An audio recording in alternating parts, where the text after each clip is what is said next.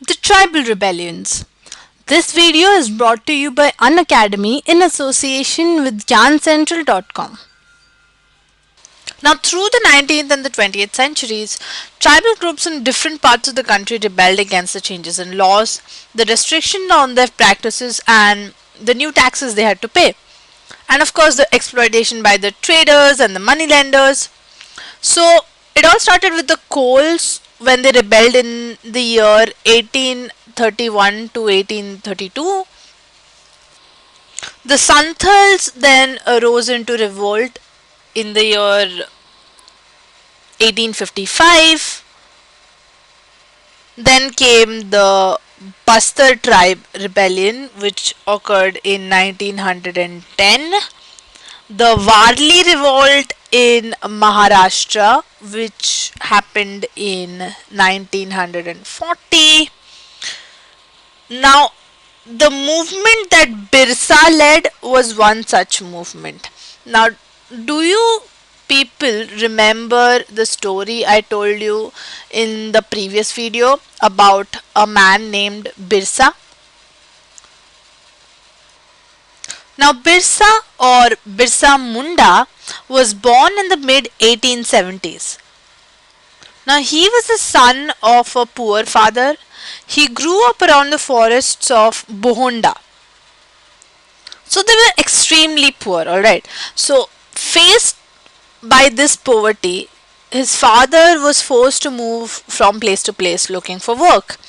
Now, as an adolescent, Birsa heard tales of the Munda uprisings of the past and saw the leaders of the community urging the people to revolt.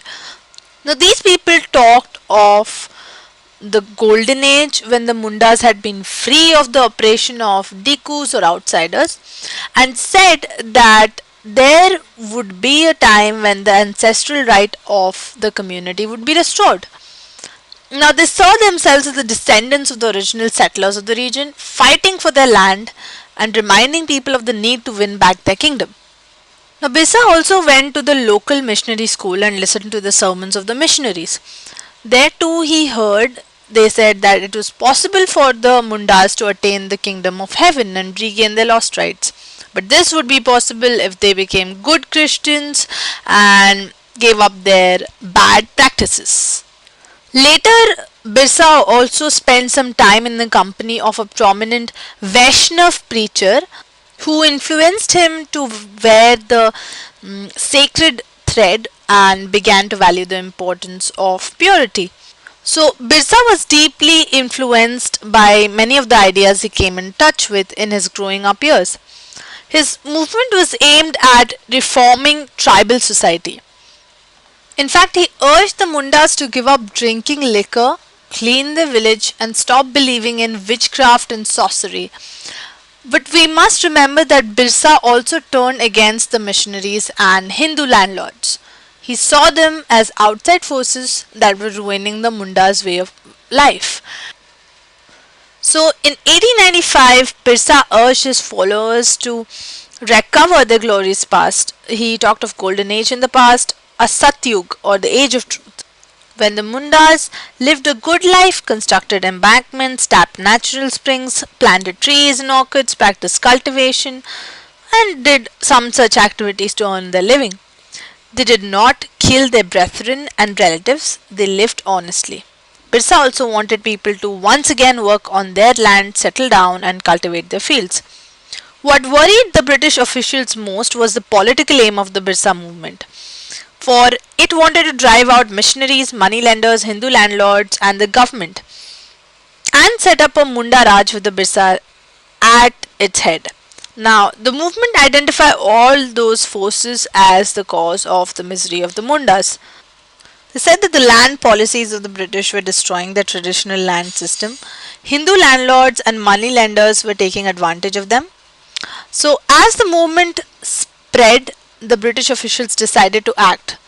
They arrested Birsa in 1895 and convicted him on the charges of rioting and jailed him for 2 years. Now, when Birsa was released in 1897, he began touring the villages to gather support. He used traditional symbols and language to rouse people. urging them to destroy Ravana, or he represented Ravana by Dikus or the Europeans. Birsa's followers began targeting the symbols of Diku and European power. They attacked police stations and churches and raided the property of moneylenders and Damandas. They also raised the white flag as a symbol of Birsa Raj. In 1900, Birsa died of cholera and the movement faded out. However, this movement was significant in at least two ways. First, it forced the colonial government to introduce laws so that the land of the tribals could not be easily taken over by the Dikus. And second, it showed once again that the tribal people had the capacity to protest against injustice and express their anger against the colonial rule. They did this in their own specific way, inventing their own rituals and symbols of struggle. So this sums up our insight into the tribal lives of people in those times under the colonial rule of the British. In our next video, we'll be introducing one of the greatest revolts in Indian history, that is the Great Revolt of 1857.